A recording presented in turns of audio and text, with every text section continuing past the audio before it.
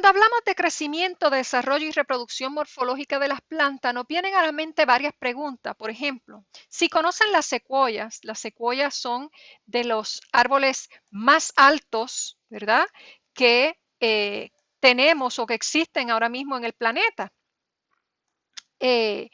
Y si miramos o pensamos en estas secuoyas, lo primero que nos viene es por qué las secuoyas crecen tanto, por qué alcanzan unas alturas tan considerables y siguen de pie. ¿Cómo es que transportan agua y minerales desde el suelo a esas alturas tan increíbles, ¿verdad? Decenas de metros del suelo. ¿Y cómo es que logran vivir por tanto tiempo y que no sean tan impactadas por el hombre? La respuesta a estas preguntas las vamos a poder encontrar, ¿verdad?, ahora cuando veamos las características básicas de la estructura y del crecimiento de la planta. ¿Qué es lo que vamos a estar viendo en esta clase en particular? Y, ¿verdad?, cómo de forma macro, ¿verdad?, cómo las células, los tejidos y los órganos forman a la planta y cómo las células pueden especializarse en fines como lo es el transporte, el sostén, la protección de la planta y sus estructuras. Bien, el embrión de una planta da lugar al tallo, a la hoja y a la raíz de una planta. O sea, esas son las tres estructuras que componen ese embrión. El crecimiento y el desarrollo en la planta está regulado por las hormonas y el ambiente donde se encuentra esa planta. Y el crecimiento lo define o es definido como un incremento en masa irreversible. Las plantas son organismos multicelulares únicos, ¿okay? Y los meristemos permiten que la planta continúe creciendo durante toda su vida. El meristemo apical promueve el crecimiento primario que otorga longitud a la raíz y al vástago, al tallo. Y los botánicos constantemente investigan el modo en que los genes controlan la formación de un meristemo apical.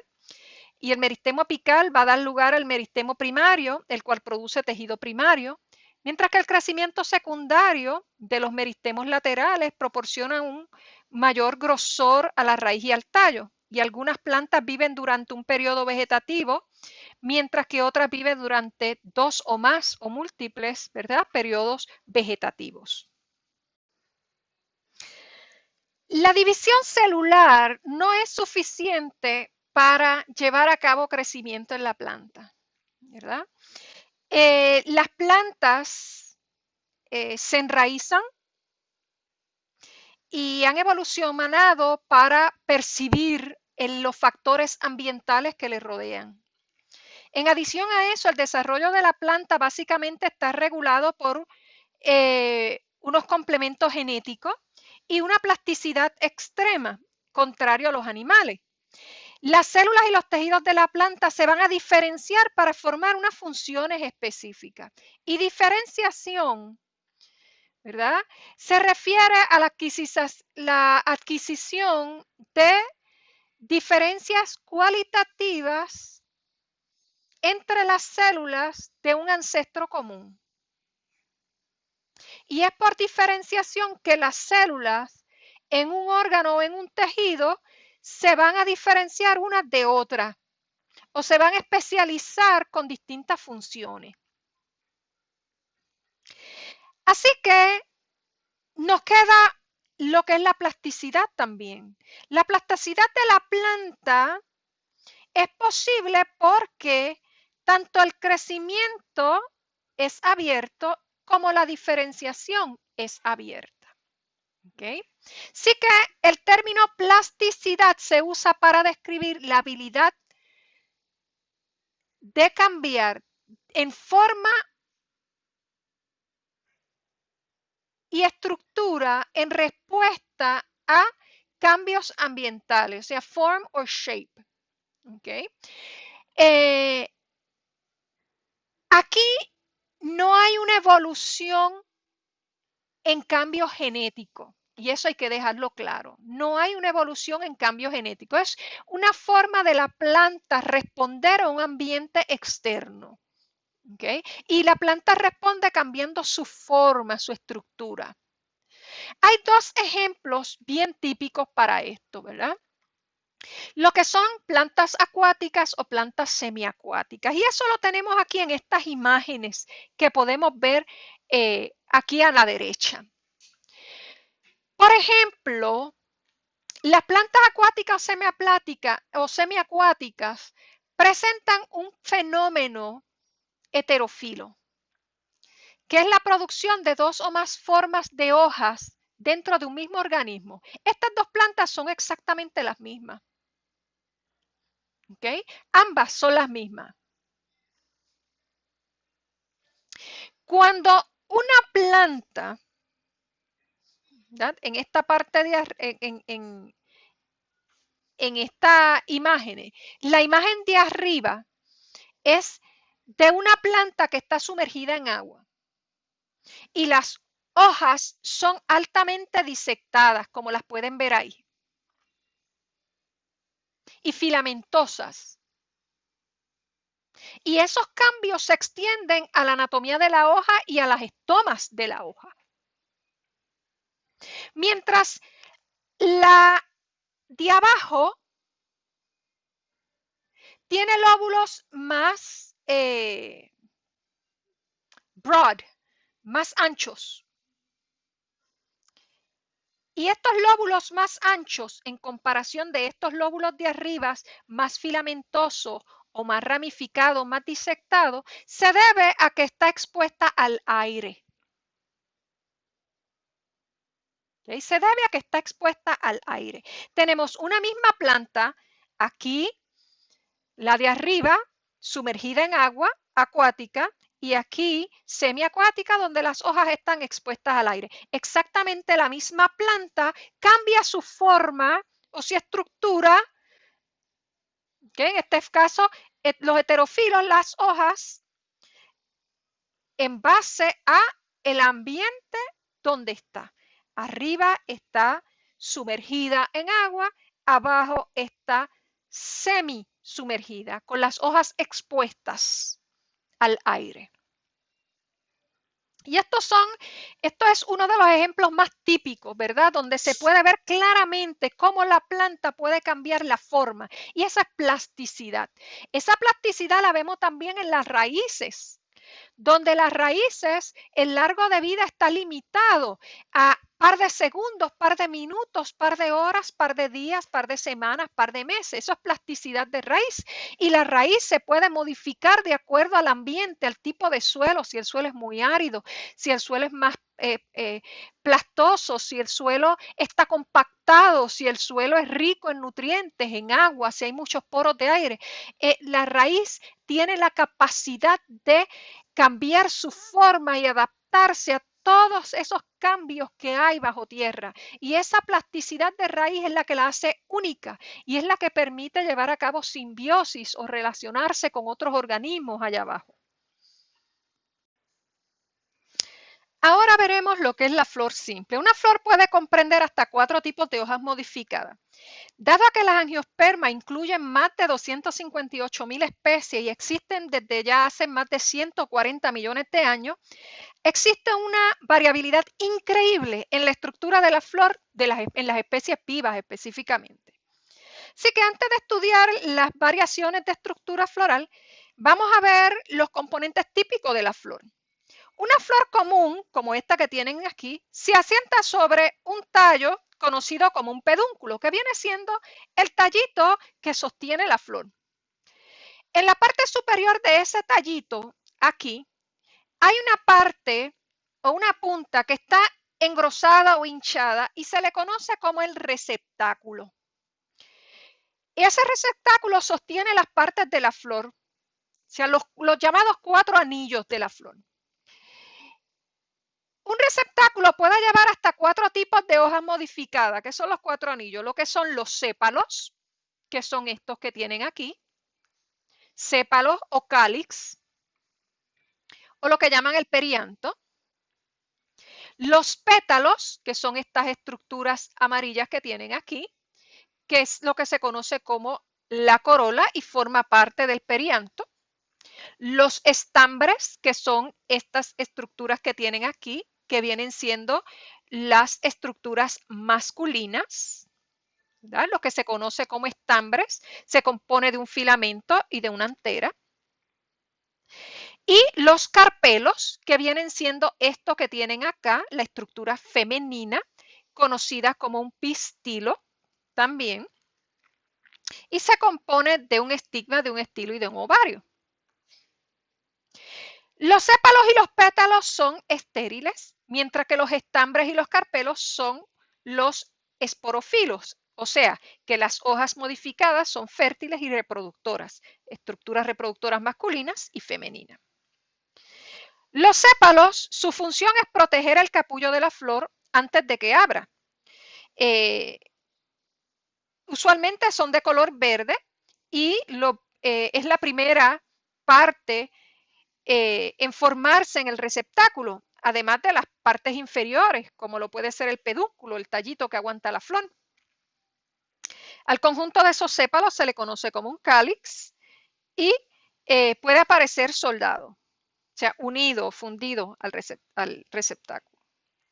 Los pétalos son las hojas con colores llamativas, modificadas, que se encargan de atraer a los polinizadores. Los pétalos se van a formar justo después del cáliz, por dentro, por encima de ese cáliz, en el receptáculo, y el conjunto de pétalos, como ya le dije, se le conoce como una corola. Y también pueden aparecer soldados, pegados o adheridos al receptáculo. El cáliz y la corola, que comprenden los dos tipos de hojas modificadas estériles, reciben el nombre de perianto, que significa alrededor de la flor. Los estambres, por el contrario, que son las partes productoras de polen o masculinas de una flor, al conjunto de estambres se le conoce como androceo. Andro, ¿verdad? Del griego, la casa de hombres. Y los estambres son los terceros en formarse y lo hacen en el interior o por encima del perianto. Cada estambre posee un filamento, donde el filamento es la estructura que le va a dar soporte a la antera, y la antera está compuesta por dos lóbulos y 4 sacos polínicos. Parece una mariposa cuando lo cortan de forma transversal. Los granos de polen o los gametofitos masculinos se forman en el interior de estos sacos.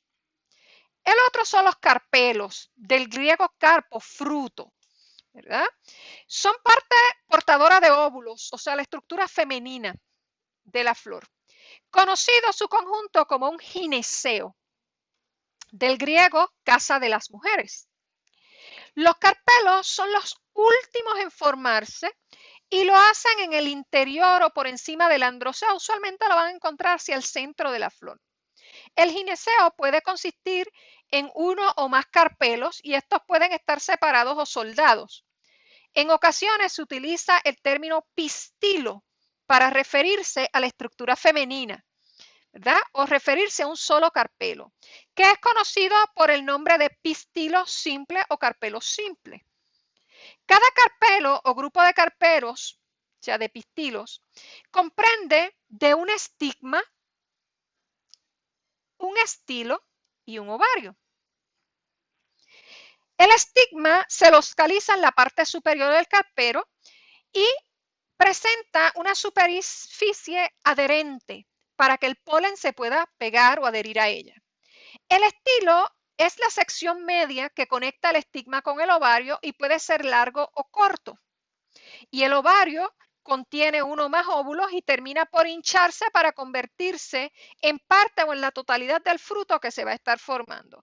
Y entiéndase por fruto en botánica, no solo lo que nosotros conocemos como un fruto comestible, sino a la semilla como tal. Cuando un grano de polen se deposita en el estigma, germina para producir un tubo polínico que crece en sentido descendiente a través del estilo hasta el ovario. Al penetrar en el gametofito femenino, la célula espermática va a fertilizar la ovocélula que luego se convierte en el cigoto. Tras la fecundación, el óvulo se convierte en una semilla. Una segunda célula espermática del grano de polen se combina con 2 o más núcleos producidos por el gametofito femenino para formar un núcleo endopérmico poliploide que se divide para producir alimento para el embrión en desarrollo. Esto o esta doble fecundación es una de las características que define las plantas con flores. Y en dichas plantas la mayoría de los núcleos endopérmicos son de tipo triploide y solo pueden dividirse por mitosis. Un pedúnculo puede contener una sola flor, ¿verdad? Y recordemos que el pedúnculo es el tallito que aguanta la flor. O un grupo de flores denominadas inflorescencias, o sea que pueda tener una flor o múltiples flores. En una inflorescencia, cada flor se asienta sobre un pequeño tallito llamado el pedicelo.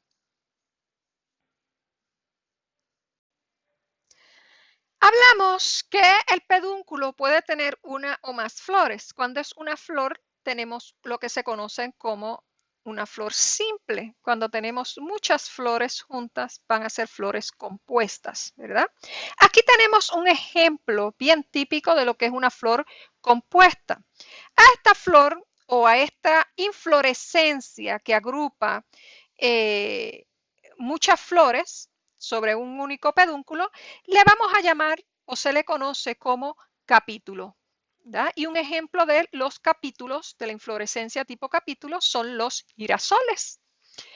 En esta tenemos un pedúnculo o un pedicelo, tenemos un receptáculo, tenemos los sépalos, tenemos hojas modificadas en pétalos, pero tenemos algo más. Además, nosotros conocemos usualmente esto como la flor del girasol. La realidad es que la flor del girasol es mucho más compleja que esto, porque esto que ustedes tienen acá adentro realmente son las flores verdaderas. Se compone, la flor del girasol que nosotros componemos se compone de múltiples flores, que es lo que nosotros tenemos hacia la parte de adentro del girasol o en el centro del mismo. Ahora hablemos un poco sobre la simetría de la flor, que también puede ser variable. Las flores que presentan una simetría radial se dicen que son flores radiales, como por ejemplo esta primera que tienen aquí. También se le conoce como flores actinomorfas, ¿verdad? Actinomorfas o radiales. Es una simetría radial, esta que podemos ver aquí, como pueden ver, no importa por dónde usted corte esa flor, en qué dirección, siempre cruzando el centro, ¿verdad? Lo que va a tener son unos cortes radiales y todas las partes de la flor se van a extender desde el centro hacia afuera. Algunos ejemplos de estas flores, ¿verdad? Son los girasoles o todas aquellas flores que pertenecen a las familias del girasol, como esta que ven aquí. Algunas presentan también, algunas flores van a presentar lo que se conoce como una simetría bilateral, como esta que tenemos aquí de la orquídea. Bilateral, irregular o zigomorfa, ¿verdad? Que significa que solo pueden dividirse a lo largo de una línea imaginaria que da lugar a dos partes iguales o dos partes especularmente idénticas. Si usted coge esta flor de orquídea, como la ven ahí la línea roja, ¿verdad? Si usted la divide por el centro va a tener dos imágenes espejo una de otra. Se dice que esas flores son irregulares o zigomorfas, como ya le mencioné. Yugo o par, ¿verdad? Significa zigomórfica, zigo de yugo o par, mientras que radial, ¿verdad? O actinomorfa, actis de radio, en el caso de la primera. Con frecuencia la selección natural modifica las estructuras florales reflejando las necesidades o las estructuras de los organismos polinizadores. Algunas flores producen néctares azucarados que atraen a los polinizadores y el polen se adhiere al animal que lo transporta hasta las flores de otras plantas, produciendo lo que nosotros conocemos como una polinización cruzada. Pero tenemos también que hay un grupo limitado de plantas que hacen lo que se conoce como una polinización autopolinizada. O sea que ellas mismas se autopolinizan. Eso no significa que no lleven a cabo polinización cruzada, como por ejemplo la habichuela. La habichuela es una planta autopolinizada, pero 5% de su polinización puede ser polinización cruzada. Las estructuras de muchas flores pueden estar simulando o modelando o pueden ser modeladas mediante selección natural. Atrae a ciertos organismos polinizadores que pueden ser pájaros, que pueden ser insectos, distintos tipos de insectos, pueden ser abejones, pueden ser moscas, pueden ser abejas, pueden ser otros insectos. Lo importante aquí es que las flores se pueden modificar para atraer distintos polinizadores y estas modificaciones pueden ser modificaciones a largo plazo, como pueden ser modificaciones a corto plazo, dependiendo, ¿verdad?, de qué condiciones ambientales se estén dando. La posición del ovario en una flor también puede variar. En esta imagen tenemos lo que son las tres posibles posiciones de ovario en la flor, por lo menos los tres más comunes. Eso no significa que estemos limitados a esto. La localización del ovario con respecto a otras partes de la flor pueden ser útiles para clasificación de estas flores. Si los estambres, sépalos y pétalos soldados se unen al receptáculo por debajo del ovario, como esta que tienen aquí, se dice que el perianto o androceo es hipogino, o sea, debajo, hipo, de debajo. Y el ovario se denomina un ovario súpero. Si los estambres, sépalos y pétalos soldados se unen por encima del ovario, se dice que el perianto o androceo es epígino, o sea, epi de encima. Como el ovario se sitúa por debajo de estas partes, se denomina un ovario ínfero, como este que tienen aquí. El perianto o androceo es perigino, o sea, peri de alrededor, cuando las partes se unen a medio camino del ovario. Y esto se denomina como un ovario semiínfero o un ovario superior también, como este que tienen aquí en el centro. Habíamos mencionado que el número y la simetría de las partes de la flor pueden variar, ¿verdad? Y eso se debe a la diversidad de especies que hay en las angiospermas. La estructura de la flor es sumamente variable. Se dice que una flor es completa cuando contiene los 4 tipos de hojas modificadas, ¿verdad? Y entiéndase por los 4 tipos de hojas modificadas aquellas que ya mencionamos, los que son los sépalos, los pétalos, los estambres y los carpelos. Como se muestran en esta imagen, ¿verdad? ¿Qué podemos ver aquí antes de continuar? Acá, esto que ustedes ven aquí viene siendo lo que es el tallo o el pedúnculo. Esto que ven aquí son brácteas. Esto que ven aquí es básicamente un corte transversal de la flor. Así que una flor que carece de uno o más de esos tipos de hojas modificadas es una flor incompleta. ¿Qué tenemos aquí? Aquí tenemos esto que usted ve aquí entrecortado, vienen siendo los sépalos. Este que ve aquí oscuro viene siendo el pétalo. Estas maripositas que ve aquí vienen siendo el androceo, o sea, las estructuras masculinas. Y esta estructura que ve acá tipo flor viene siendo lo que es el estigma o la estructura femenina. Si falta alguna de estas 4 estructuras, se le conoce como una flor incompleta. Las flores también pueden clasificarse de acuerdo a la presencia o no de ambos tipos de hojas modificadas fértiles, o sea, una flor hermafrodita o bisexual, también conocida como una flor perfecta, es aquella que tiene las 2 estructuras reproductoras femenina y masculina presentes. Posee estambres y carpelo. Una flor que es unisexual, también conocida como una flor imperfecta, es aquella flor que tiene el anillo de sépalos, el de pétalos y uno o el otro de los anillos sexuales, sea femenino o masculino. Una flor masculina estaminada es una flor imperfecta que solo presenta estambres. Una flor femenina carpelada o pistilada es una flor imperfecta que solo presenta carpelos.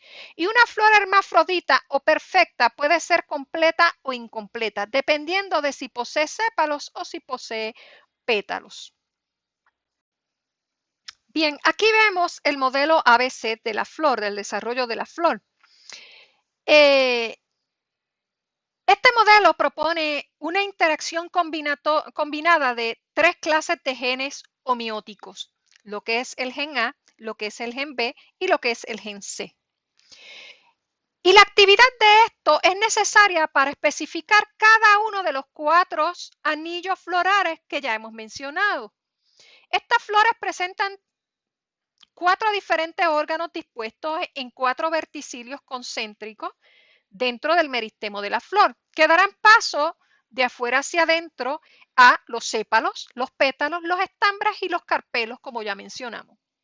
El primer verticilio, que es el más externo, consiste de los sépalos. Y esos sépalos son verdes, parecen hojas, y están especificados por la función del gen A. Son genes apetala 1, apetala 2, AP1 y AP2.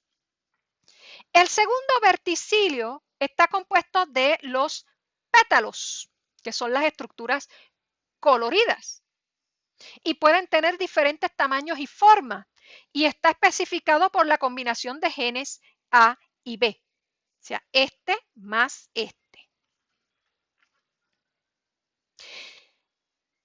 Y ahí tiene genes AP1 y AP2, más los genes B, que son apetala 3 y pistilata. ¿Okay? El tercer verticilio consiste de los órganos reproductivos masculinos, los estambres, que van a producir el polen, ¿verdad? Y está especificado por los genes B y C juntos.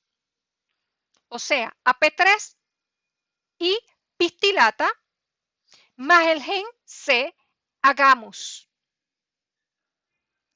El cuarto verticilo, donde se encuentra el carpelo,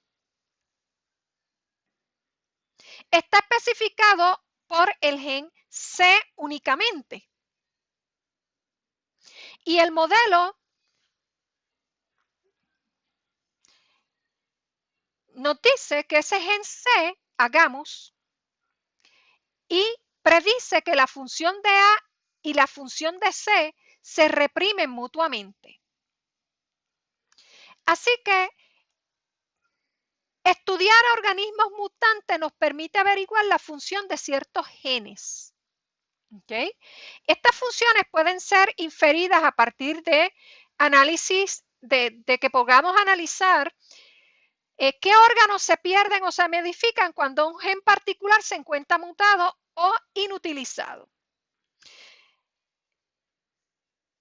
Bajo esta lógica, se ha encontrado que para los mutantes que no tienen la función A, veamos esto. Déjame borrar aquí.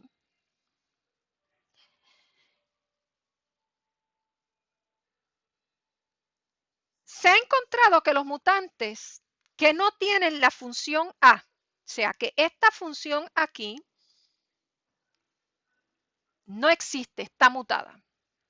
Se pierde la capacidad de formar sépalos y pétalos, porque ese gen A controla la producción de pétalos y el A con el B controla la producción de pétalos.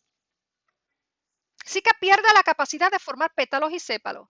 Mientras que la función C se expande a toda la flor. O sea, esta función C se va a expandir a toda la flor, ¿verdad? Va a ocupar el lugar de A, dando lugar a una flor que tiene de afuera hacia adentro carpelos, estambres y carpelos. Los mutantes sin función B, si mutáramos la B ahora, borramos. Si mutáramos la B, pierden la capacidad de formar pétalos y estambres, porque ese gen B controla la producción de estambres y la producción de pétalos. Mientras que la función A y C actúan solas en 2 de 4 órganos y se forma una flor que tiene de afuera hacia adentro sépalos, pétalos, carpelos y carpelos. O sea que tiene dobles sépalos y dobles carpelos. Si por el contrario, borramos aquí nuevamente,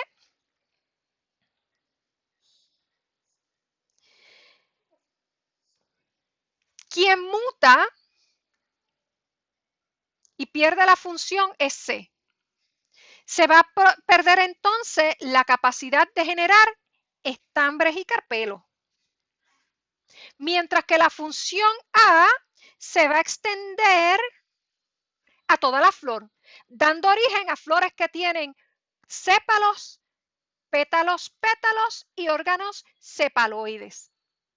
Además, estas flores generan flores dentro de flores una y otra vez, sin detenerse.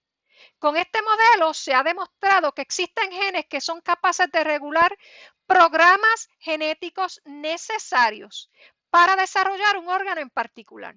Así que los genes A, B y C especifican el desarrollo de los órganos florales y podemos concluir que el análisis de sus mutantes, la caracterización de estos genes, así como la reconstrucción filogenética hechas con los mismos, han permitido hacer inferencias acerca del origen y la evolución de la flor, como son las modificaciones en la función B, que permiten tener flores con varias capas de pétalos o sin pétalos del todo, así como extender porque algunas plantas, ¿verdad? Entender por qué algunas de estas plantas como solo tienen flores macho o hembra. Sin embargo, apenas estamos comenzando a entender distintos aspectos genéticos del desarrollo de la flor. Y este modelo nos permite comenzar a estudiar esos aspectos genéticos. Existen 5 características que distinguen las plantas de otros organismos, ¿verdad? Y muchas de ellas ya las hemos visto. Una de ellas es que las plantas son, en la clasificación moderna, la distinción más simple entre organismos se realiza según el tipo de célula, eucariota o procariota, y las plantas se encuentran entre las eucariotas, que son organismos cuyas células poseen núcleos, membranas que contienen el ADN celular. O sea, tienen una envoltura nuclear. Los animales, hongos y protistas, como las algas, también son eucariotas, mientras que los procariotas son organismos cuyas células no tienen un núcleo separado, como las bacterias. Otra característica es que casi todas las plantas son capaces de realizar la fotosíntesis. Como las plantas pueden fabricar su propio elemento mediante la misma, se le conocen como organismos autótrofos, que se alimentan por sí solas. La contrapartida, ¿verdad? Que en este caso los animales y los hongos, son heterótrofos, o sea que se alimentan de otros organismos, sean plantas o otros animales. Otra característica, la tercera, es que las plantas poseen paredes celulares compuestas principalmente por celulosa. Y la celulosa es una cadena de moléculas de glucosa. Y las paredes celulares ricas en celulosa ayudan a distinguir las plantas de otros eucariotas, ya que las paredes de algas y hongos están compuestas principalmente de otras sustancias, mientras que los animales no poseen paredes celulares. La cuarta característica es que las plantas presentan 2 formas o fases adultas que alteran para producir o para producirse mutuamente. Una de esas fábricas son las esporas, células reproductoras que pueden convertirse en adultos sin fusionar, o sea, sin fusionarse con otras células reproductoras. La otra forma adulta fabrica espermatozoides, células reproductoras masculinas u ovocélulas, células reproductoras femeninas. El espermatozoide fecunda la ovocélula para crear un embrión, que da lugar a otro organismo adulto. Y la última característica es que el embrión pluricelular de las plantas se encuentra protegido dentro de la planta madre. Y los embriones protegidos evolucionaron como forma de adaptación a la vida terrestre para evitar la desecación del embrión. Así que cada una de estas características no es inherente por sí misma a las plantas, pero en conjunto todas son útiles para distinguir las plantas de otros organismos. La mayor parte de los animales, una vez alcanzan su madurez, solo pueden reproducirse mediante una reproducción sexual, que aplica o que implica la fecundación de una ovocélula por el espermatozoide y da lugar a hijos distintos a ambos padres. Y eso puede ocurrir en plantas también. Pero por el contrario, la progenie vegetal o de las plantas puede concebirse mediante reproducción sexual o reproducción asexual también. En la sexual, un único progenitor puede tener hijos idénticos a él, o sea, ocurre clonación. Asimismo, el crecimiento vegetal es bastante diferente al animal. Los vegetales o las plantas pueden crecer durante toda su vida y debido a este crecimiento ilimitado se le conoce como crecimiento indeterminado, como este que tienen aquí. En contrapartida, o por lo contrario, ¿verdad? Un animal prácticamente termina de crecer, el animal termina de crecer en convertirse en un adulto, un patrón denominado crecimiento determinado. Y ese crecimiento determinado también puede ocurrir en plantas, que es esta segunda que tenemos acá. Una vez vistas las características generales de las plantas, entonces vamos a estar viendo, ¿verdad?, cómo de forma limitada vamos a estar viendo cómo evoluciona esa vida vegetal o cómo ha estado evolucionando esa vida vegetal. Aquí, cuando vemos el crecimiento indeterminado, básicamente en el ápice arriba, la planta, las primeras flores en desarrollantes son las flores que están en la parte de abajo, ¿verdad? Y las primeras flores que se desarrollan son esas y en la parte de arriba no termina en flor, continúa creciendo, ¿verdad? Y produciendo flores. Mientras que en el determinado, el crecimiento el hábito de crecimiento determinado en la planta, básicamente termina acá en una flor. Por lo tanto, cesa el crecimiento hacia arriba y la planta entonces lo que hace es que comienza a expandirse hacia el lado y empieza a restringir ese crecimiento hacia arriba. Eso no necesariamente significa que cesa por completo el crecimiento, pero sí cesa gran parte de ese crecimiento comparado con aquella que es indeterminada. Por ejemplo, un ejemplo de indeterminado, los bejucos. Muchos de los árboles son indeterminados, ¿verdad? Porque siguen creciendo, tienen la capacidad de seguir alcanzando altura. En las plantas con flores, la germinación da lugar a diferentes tipos de plántulas, dependiendo del número de cotiledones y de la longitud del hipocotilo. De hecho, las plantas con flores se han clasificado tradicionalmente en dos tipos principales, monocotiledóneas y dicotiledóneas. En parte por el número de cotiledones que tienen presentes sus embriones. Las monocotiledóneas son plantas con flores que tienen un solo cotiledón, como por ejemplo las orquídeas, los lirios, las palmeras, la cebolla y en este caso el maíz. Mientras,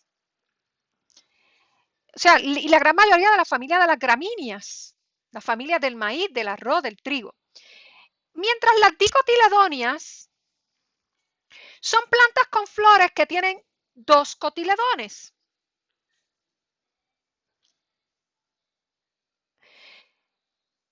Y la mayoría de las plantas con flores, especialmente las más grandes, son dicotiledóneas. Entre las dicotiledóneas tenemos las habichuelas, los guisantes, los girasoles, las rosas, los robles. Un embrión típico tiene cotiledones, como este que tienen aquí, el A. Y esos cotiledones son uno o más hojas embrionarias, normalmente la parte más grande y visible del embrión. La semilla de la planta con flores tiene uno o dos cotiledones, un cotiledón monocotiledonia, dos cotiledones dicotiledonia. Dos cotiledones dicotiledonia. Dos cotiledones monocotiledonia, dos cotiledones dicotiledonia. Dos cotiledones dicotiledonia. Dos cotiledones dicotiledonia. Dos cotiledones dicotiledonia. Dos cotiledones dicotiledonia. Dos cotiledones dicotiledonia. Dos cotiledones Y son bien típicos, ¿verdad? Las gramíneas monocotiledóneas, las fabáceas dicotiledóneas son los ejemplos más comunes, ¿está bien? Ahora tienen otra estructura ese embrión que es sumamente importante, ¿verdad? El embrión se compone de 3 partes principales. Una de ellas, y quizá una de las más importantes, es la radícula, la E.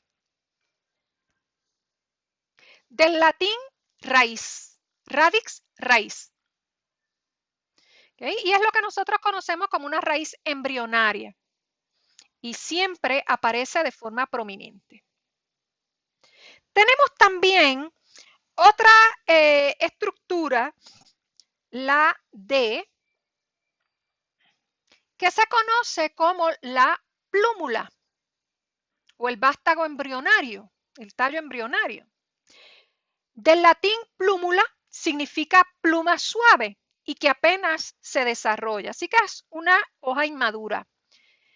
La plúmula da lugar al epicotilo, una porción del tallo embrionario localizada por encima de los cotiledones. De ahí su nombre.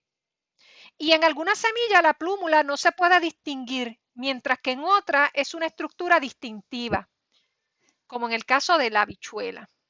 ¿Okay? La plúmula se convierte en un epicotilo a medida que la semilla brota. Otra parte bien común del embrión, ¿verdad? Es lo que nosotros conocemos como el epicotilo, que es esta estructura que está aquí. El hipocotilo, perdón. Es una porción del tallo embrionario. Está situada por debajo del cotiledón, por encima de la radícula. Y puede ser cortita o puede ser bien larga. ¿Está bien? Eso es el hipocotilo.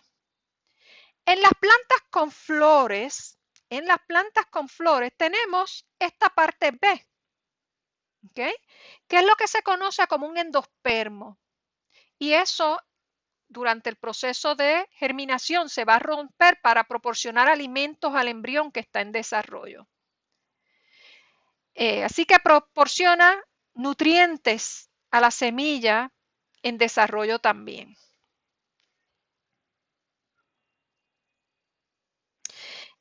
Y aquí, ¿verdad? En lo que es la semilla de monocotiledonia, la E representa la radícula, la F representa el endospermo, la B representa el cotiledón como tal, la D representa la plúmula y la A lo que es la capa protectora, ¿verdad? El seed coat o la testa.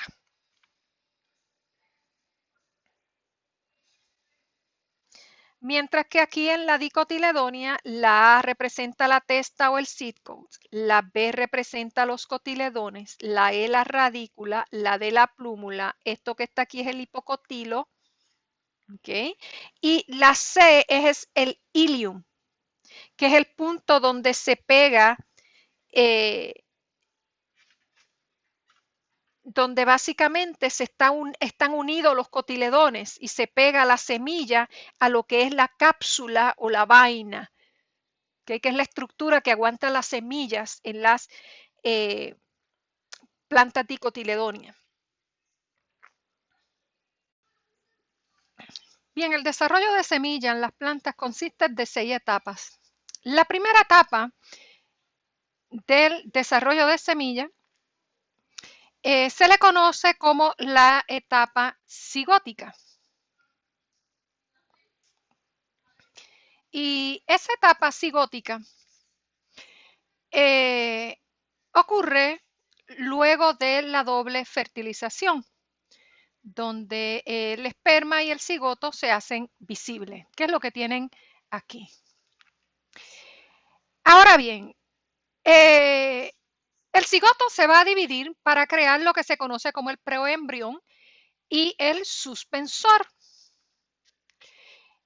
De esta forma transfiere nutrientes del endospermo al embrión, permitiendo que el embrión crezca. ¿verdad? Y eso viene siendo lo que nosotros conocemos como la etapa 2 o la etapa del proembrión. Tenemos entonces lo que es la etapa 3, ¿verdad? Antes de entrar a la etapa 3, recordemos, el suspensor es el que va a dar ese soporte inicial al embrión. ¿Okay? La etapa 3 es lo que se conoce como la etapa globular. Globular por la forma en que se dispone ese embrión, ¿verdad? El proembrión contiene células numerosas.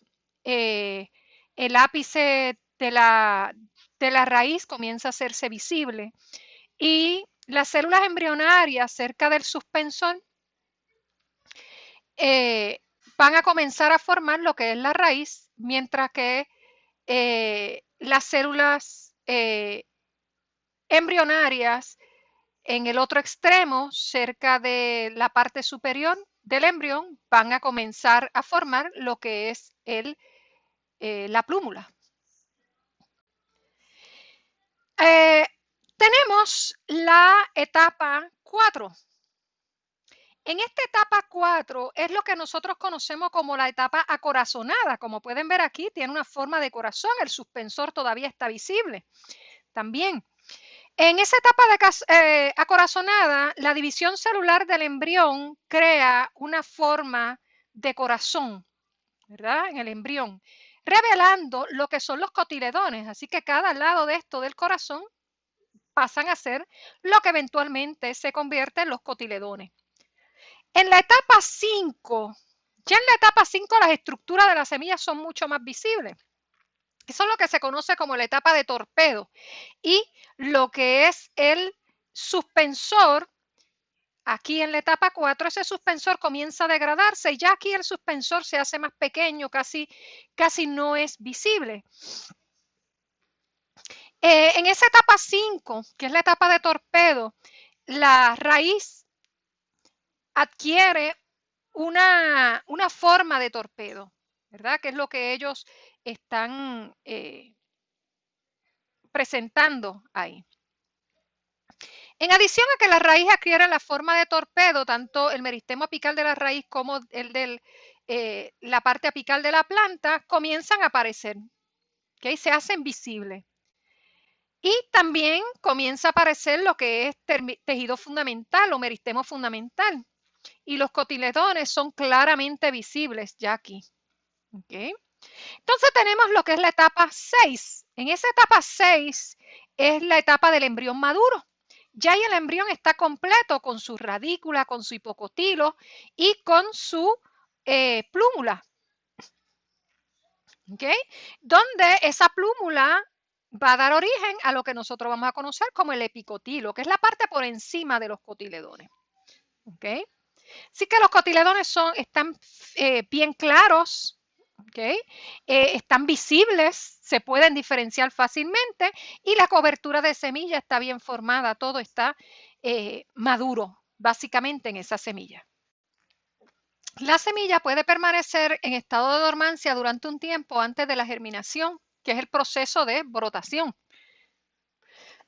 Algunas condiciones medioambientales, como la que es la temperatura, la luz, el agua, las enzimas, los nutrientes, pueden activar la germinación, desencadenando la producción de hormonas, ¿verdad? Hormón, que significa despertar, que son los compuestos orgánicos responsables de la respuesta de desarrollo y crecimiento de las células en cuestión. Más adelante vamos a estar viendo lo que son las hormonas. La germinación tiene lugar cuando la radícula o la raíz inmadura rompe las capas externas de la semilla y eso ocurre porque la semilla se imbibe. Esta semilla que tienen aquí se imbibe, o sea, absorbe agua, se hace blanda, todos esos tejidos, y comienzan a crecer todo lo que está dentro, incluida lo que es la raíz. Así que una vez en el suelo, la radícula empieza a absorber agua y nutrientes minerales y comienza el proceso de formación de la plántula, que es este proceso que ustedes ven aquí.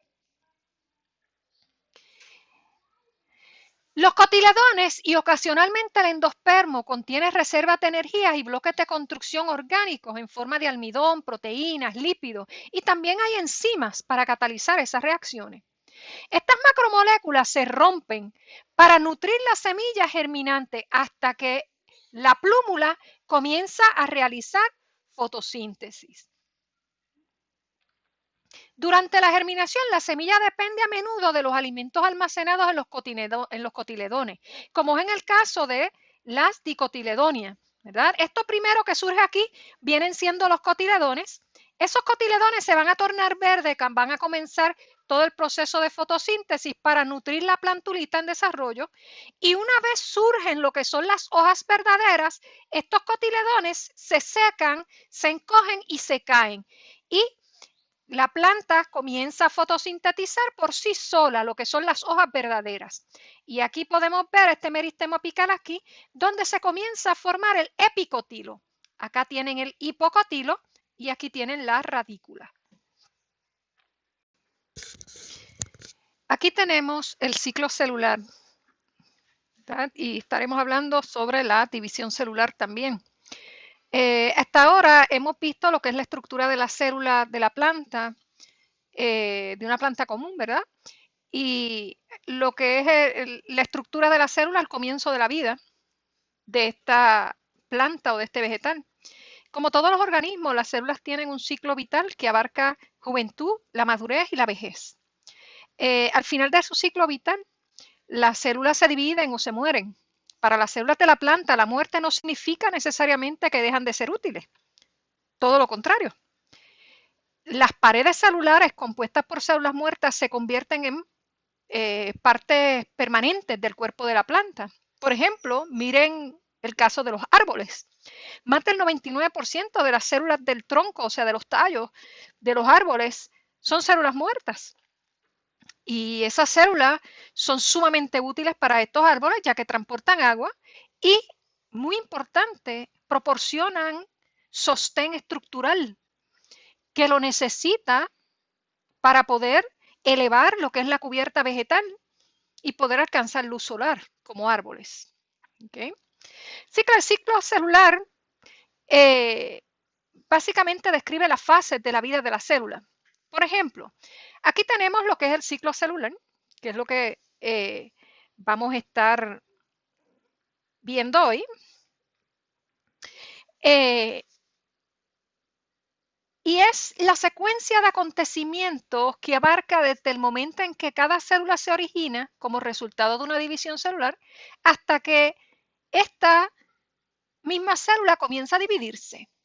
En los organismos eucariotas, ¿verdad? Como lo son las plantas, el ciclo celular consiste en periodos de crecimiento y desarrollo que producen a las células a convertirse en determinados tipos de células. La duplicación del ADN, la preparación para la división y finalmente la división celular propiamente dicha. ¿Okay?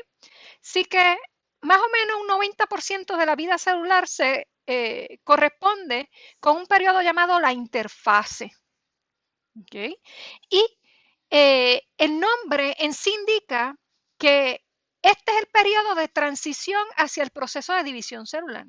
Así que la primera parte de la interfase recibe el nombre de la fase G1. La G procede del término inglés gap, que significa espacio, y se corresponde con el periodo de crecimiento, desarrollo y funciones de la célula en concreto. En las células eucariotas adultas, el ADN de cada cromosoma se replica durante la llamada fase S, donde la S como tal hace referencia a la síntesis de ADN. Durante la misma se generan dos hebras hermanas de ADN denominadas cromátidas. Y a la fase S le sigue lo que es la fase G2 o GAP2. Durante esta, la célula continúa con su actividad regular mientras comienza a prepararse para la división celular. La división celular en sí recibe el nombre de fase mitótica o fase M. Fase mitótica o fase M, que hace referencia a la división del núcleo o mitosis. Y la mitosis es la división del núcleo en dos núcleos hijos genéticamente idénticos. ¿Verdad? Este proceso se explica en lo vamos a estar explicando en las próximas laminillas. Y la división de una célula en dos células nuevas o células hijas implica dos procesos. Uno de ellos se corresponde con la división del núcleo, mientras que el otro equivale a la separación del citoplasma y del núcleo en dos células hijas. El último proceso recibe el nombre de citocinesis, que podría traducirse como movimiento celular. Y esto lo vieron en Biología 1, así que básicamente es un repaso. Bien, veamos lo que es la división celular en plantas, en este caso división celular mitótica. Lo primero que vamos a estar viendo es lo que nosotros conocemos como la profase. La principal característica de la profase es que los cromosomas se han encogido y ensanchado lo suficiente como para ser visibles a través de un microscopio óptico. Cada cromosoma aparece en forma de dos cromátidas hermanas que equivalen a las dos hebras de ADN duplicadas durante la profase S, ¿verdad? De síntesis de ADN. Las cromátidas están unidas entre sí por una estrecha región cromosómica denominada centrómero. Mientras tanto, los nucleolos desaparecen. Un axonema de microtúbulos, ¿verdad?, empieza a formarse en dos sitios llamados centrosomas o centros organizadores de microtúbulos. ¿Okay? Los centrosomas o centros organizadores de microtúbulos, que no los pueden ver en estas imágenes. ¿Okay? Esto se mueve cada uno hacia los extremos opuestos de la célula. A diferencia de las células vegetales, o sea, de la célula de la planta, en las células animales cada centrosoma contiene dos centriolos compuestos por microtúbulos. Al final de la profase, llamada también prometafase, que es esta que tienen acá, la envoltura nuclear se rompe en diversas partes o diversas piezas y desaparece, mientras que los axonemas de microtúbulos comienzan a desplazar los cromosomas hacia el centro de la célula, o sea, comienzan a alinear en su centrómero. Y cada cromátida forma, en su centrómero como tal, cada cromátida va a estar formando una estructura compleja de proteínas llamada cinetocoros.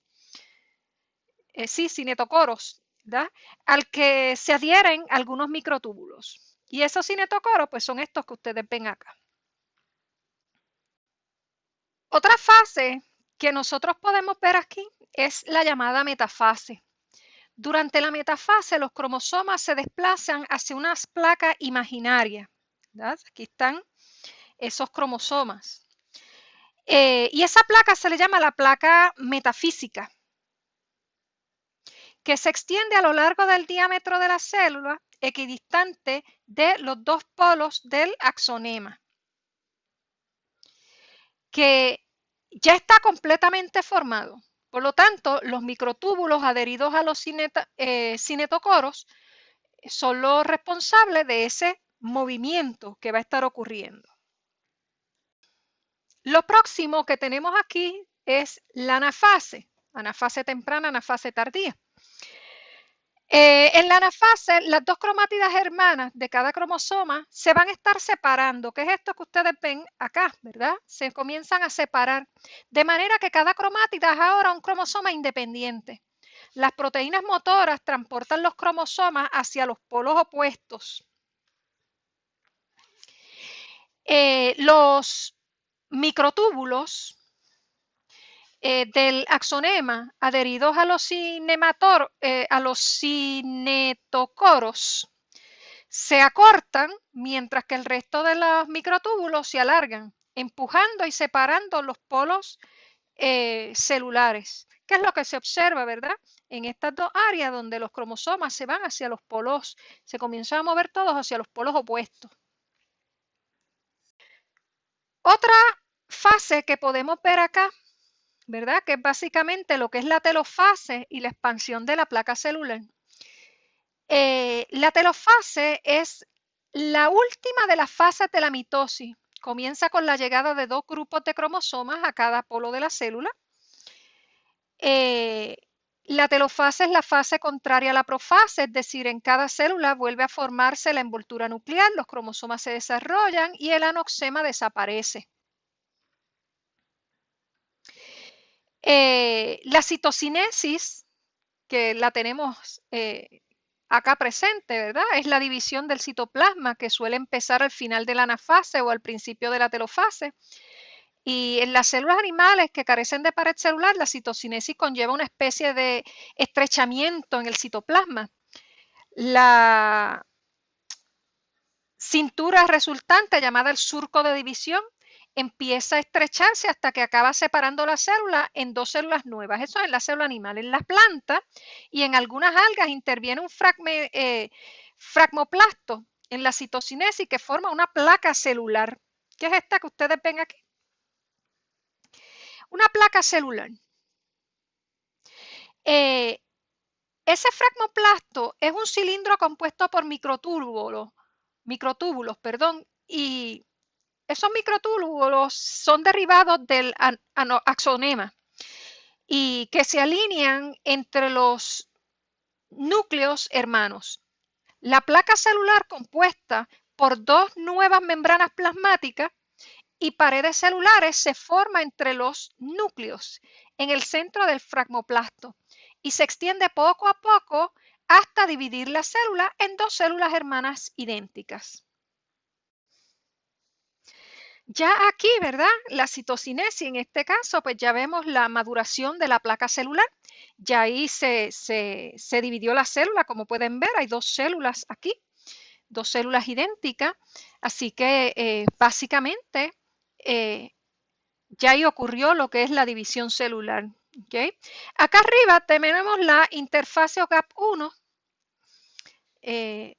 donde las células hermanas crecen y se expanden. Los organelos, como son los cloroplastos y los mitocondrias, se dividen mediante la interfase. Acá vemos la fase S o la interfase, ¿verdad? Donde la célula se replica el ADN, que es síntesis de ADN, y aquí el GAP2, ¿verdad? Donde el núcleo que contienen las cromatinas y los nucleolos básicamente se recubre y en algún sitio, ¿verdad? Dentro de lo que es la vacuola central de la célula. Es bien importante, ¿verdad? Recordar que la mitosis y la división celular participan en el crecimiento y la reproducción. Para reproducción realmente lo que se está llevando a cabo es meiosis, que lo vieron en biología 1, donde la meiosis es una división celular que se lleva a cabo, ¿verdad? Como parte de lo que es el desarrollo de los gametos. Y en la meiosis, en vez de terminar con dos células diploides idénticas a la célula madre, vamos a terminar con 4 células haploides. La división celular que incluye la mitosis desempeña un papel bien importante, fundamental, en el crecimiento de todos los organismos eucariotas. Y también puede participar en la reproducción, ¿verdad? Para crecimiento o desarrollo del embrión como tal. Pero la mitosis tiene lugar durante el crecimiento del embrión y su posterior desarrollo en la edad adulta, en la sustitución celular en un organismo adulto, durante la reproducción asexual de varios tipos. La reproducción asexual, ¿verdad?, es la forma de nuevos organismos genéticamente idénticos al progenitor, o sea que son clones de la madre. Y durante algunas fases de la reproducción sexual en las plantas, la reproducción sexual es la formación de nuevos organismos diferentes genéticamente a los progenitores. Así que básicamente eso es lo que está haciendo la mitosis en estos eucariotas. Bien, aquí tenemos lo que es el ciclo de vida de un angiosperma, ¿verdad? La primera mitad del curso, por lo menos, estamos dedicando a las angiospermas, que son las plantas con flores y son las plantas que más abundan. Cuando las semillas germinan, se forma una planta que representa la generación esporofítica y en este caso aquí está representada por esta flor y es autótrofa. Se produce su propio alimento mediante fotosíntesis. Esta planta formará flores con estructuras reproductivas masculinas y femeninas, ¿verdad? Masculinas, los sacos polínicos en los estambres, ¿verdad? Y los estambres vienen siendo estos que tienen acá. El número 2 está representando lo que es la antera donde se produce el polen. Y la femenina, ¿verdad? Es esta central que tienen aquí, donde el 4 está señalando lo que es el ovario, ¿verdad? Donde se producen los óvulos en el gineceo. Dentro de estas estructuras se produce la meiosis, ¿okay? Que forma gametos haploides iniciando la generación gametofítica como tal. Se forma un gametofito masculino representando por los granos de polen y los granos de polen están siendo representados aquí por el número 9. ¿Okay? Y un gametofito femenino que es el saco embrionario, ¿okay? Que está representado aquí por el 10. Estas generaciones son parásitas de la esporofítica, ya que viven dentro de los estambres y ovarios y a expensas de las reservas de estas estructuras. Lo próximo que tienen, ¿verdad? Es lo que conocemos como la fecundación o la fertilización.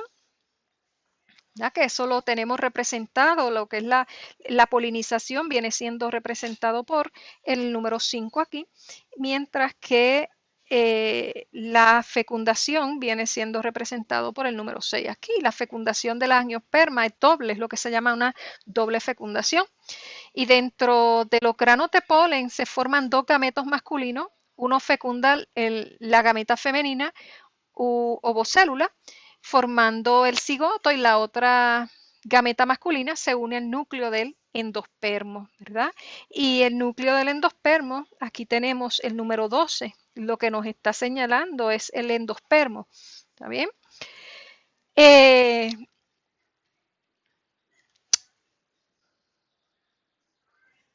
Sí que se va o se une al núcleo del endospermo. Y el núcleo del endospermo es diploide, ¿ok? Es diploide.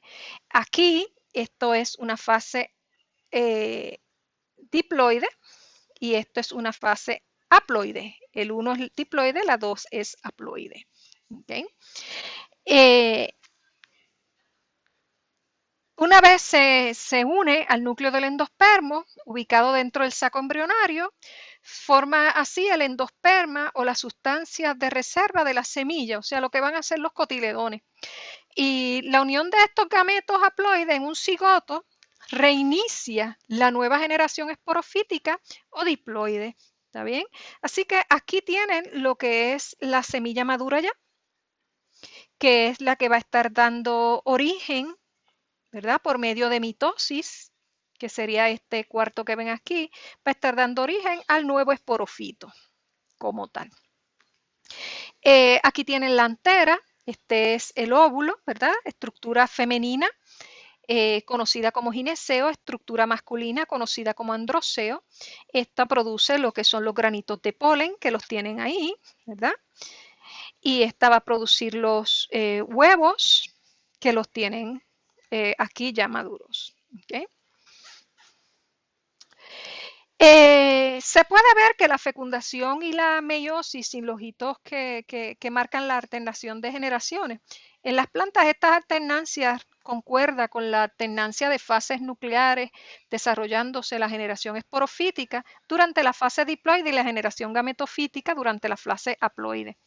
La reproducción tiene dos propósitos. Primero, a través del sexo y la fecundación cruzada se mantiene la diversidad genética y se recombinan las características heredadas. Y segundo, la reproducción contribuye a la multiplicación y a la dispersión del organismo. Estas dos se hallan relacionadas, ya que una efectiva reproducción sexual requiere la dispersión de las semillas como tal.